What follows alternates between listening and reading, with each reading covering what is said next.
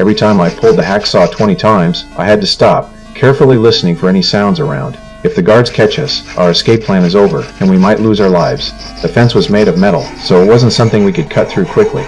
My partner and I took turns cutting it bit by bit. Half an hour later, the fence was finally cut through. We quickly climbed through the window, into the basement.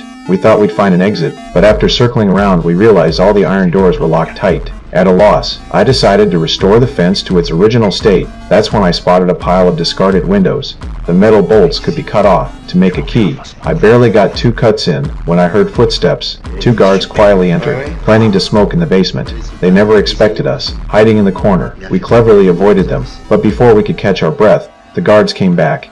Luckily, they didn't notice anything unusual. Once they left, I quickly continued cutting the bolt. After another half hour of work, the bolt was finally cut through. I bent the bolt and skillfully inserted it into the lock of the iron door. To my surprise, the lock opened. We lit an oil lamp, and without hesitation, walked into the damp, dark basement.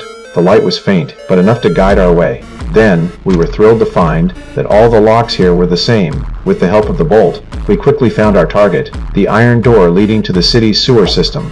But this door had a spring lock, and the bolt didn't work. I stayed calm, and immediately thought of a solution. I lifted the door, propped up the bottom with the bolt, then pulled out the hacksaw and sawed off the upper door hinge. Next, I did the same with the lower hinge. I removed the bolt, pulled out the broken hinges, and the iron door came off easily. We were just one step away from freedom, but we didn't rush. I took a match, broke it in half, and wedged it into the hinge gap, using the bolt to strike it until it fit perfectly. Once done, I slipped inside and hung the door back up.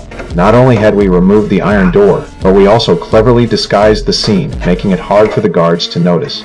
With excitement, we entered the sewer, only to find it was sealed with thick cement. Regular tools wouldn't cut it, but the wall next to it was made with poor cement, and I could easily scrape it off. In a few days, we could break through, so I decided to return tomorrow with proper tools. The sky was getting lighter, and the guards would be doing their rounds soon. We quickly went back to our beds, pretending we hadn't gotten up.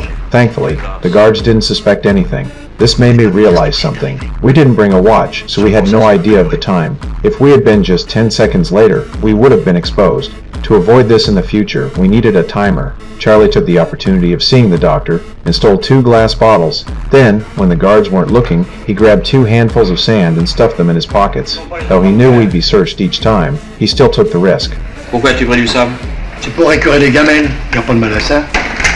Faut bien que les choses soient propres. Alors comme on n'a rien. The guards didn't suspect anything and let him go. With the materials, I made a simple hourglass.